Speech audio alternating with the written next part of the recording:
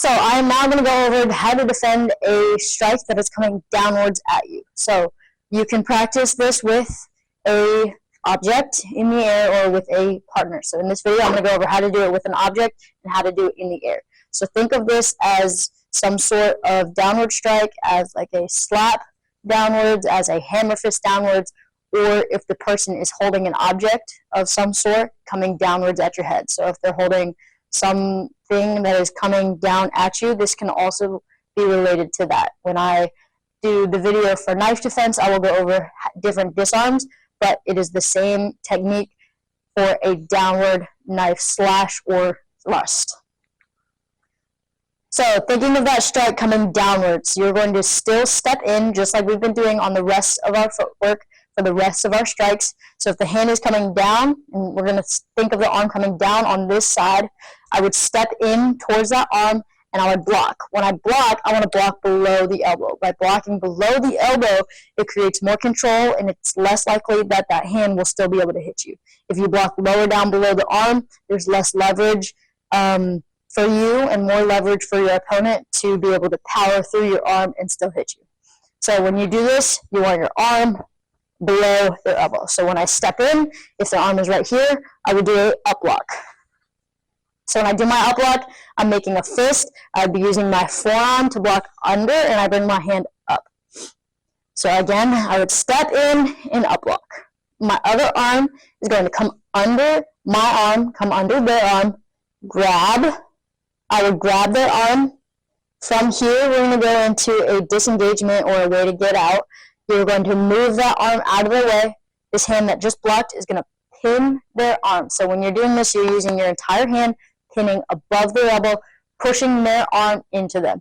From here, you're going to just throw whatever strikes you want, or you can just push them and create space. So from here, I could throw punch, a hook, hammer fist, elbow, front kick, knee, whatever strikes I want from there. Okay?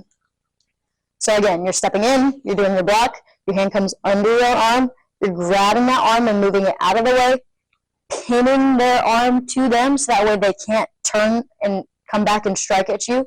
So when you pin their arm, what that does is also turns their body away from you a little bit, which makes them more vulnerable to being hit. So from here, I can go in, I can strike, whatever kind of strikes I want to do. So that is the disengagement for this. So what that would look like with a object. So again, this is a noodle cut in half, and there's a tissue in the end of it to represent a hand. So this would be what would be coming down and hitting you or striking you. So again, this is a downward strike. So when this strike comes downward, I'd be stepping in, I would block under their elbow. My other hand comes under my own arm, under their own arm. I'm going to move the arm. I'm going to move the arm over my head. My other hand now pins their arm to them. I want to be above their elbow, pin the arm to them. From there, I would strike, I can push, and disengage. Now going into a position that has more of a control, and this can also be used as a submission, is going to be a Kimura. So the way a Kimura works is you are bending the arm backwards, further than it's supposed to, causing pain and pressure in the shoulder. So this can also be used as a way to control a person, because there will be very little freedom to move without them hurting their own shoulder. And from there, you can throw different strikes and obviously disengage. So doing the same setup, stepping in, blocking. This arm comes under, moves that arm out of the way. When you move that arm out of the way, you're going to grab at their elbow. Your other hand is grabbing at their wrist. When you grab at the wrist, what you're going to do is you're going to fold their arm behind them. You're going to take their hand and you're going to drive it up their back to their shoulder. Holding on, you're going to switch this hand to the top, and you would drive their hand to their shoulder, doing a side step to get out of the way of the front of them. So now again, I would be sideways, kind of towards the back of them. From here, I can throw different strikes.